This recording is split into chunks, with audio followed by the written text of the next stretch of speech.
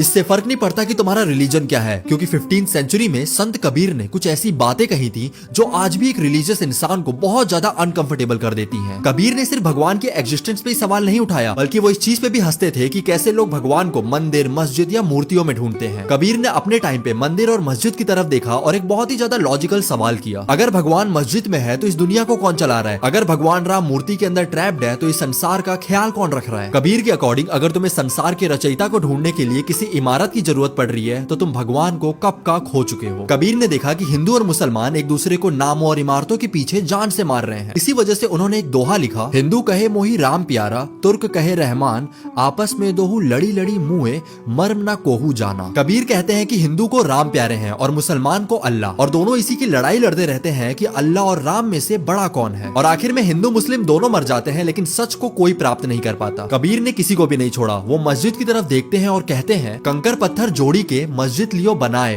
ता चढ़ी मुल्ला बांग दे, क्या बहरा हुआ खुदा है। कबीर का कहना था कि कंकड़ और पत्थर जोड़कर पहले मस्जिद बनाया गया, फिर उसी पे चढ़कर खुदा को तुम जोर जोर से पुकारने लगे। क्या तुम्हारा खुदा बहरा है जो उसे इतनी जोर से पुकारने की जरूरत पड़ रही है? फिर कबीर मंदिर को देख के बोलते हैं, पहाड़ पूजे हरी मिले तो मैं पूजू पहाड़, ताते ये चक्की भली पिस खाए संसार। कबीर कहते हैं कि अगर एक पत्थर को पूजने से भगवान मिल जाते हैं तो क्यों ना मैं पूरा का पूरा पहाड़ पूज दूं। सबसे बेटर है कि तुम एक चक्की की पूजा कर लो, कम से कम ये संसार को खाना तो देती है। कबीर का एक बहुत ब्रूटल और सिंपल लॉजिक था कि हम लोग एक पत्थर की वैल्यू एक जिंदा इंसान से भी ज्यादा करते हैं। हम लोग उन असली इंसानों की जान ले लेते हैं जिन्हें भगवान ने खुद बनाया है, उस मस्जिद और उस मंदिर को बचाने के लिए जिसे इंसानों ने बनाया है। Kabir's philosophy was radical. He wrote, मोको कहां ढूंढे रे बंदे, मैं तो तेरे पास में। जिसका मतलब है कि तुम भगवान को दुनिया में कहां कहां ढूंढ रहे हो, लेकिन असल में भगवान तुम्हारे पास है, तुम्हारे अंदर है। कबीर की इन बातों पे तुम्हारे जो ऑनेस्ट ओपिनियंस है मेरे को कमेंट में जरूर बताना।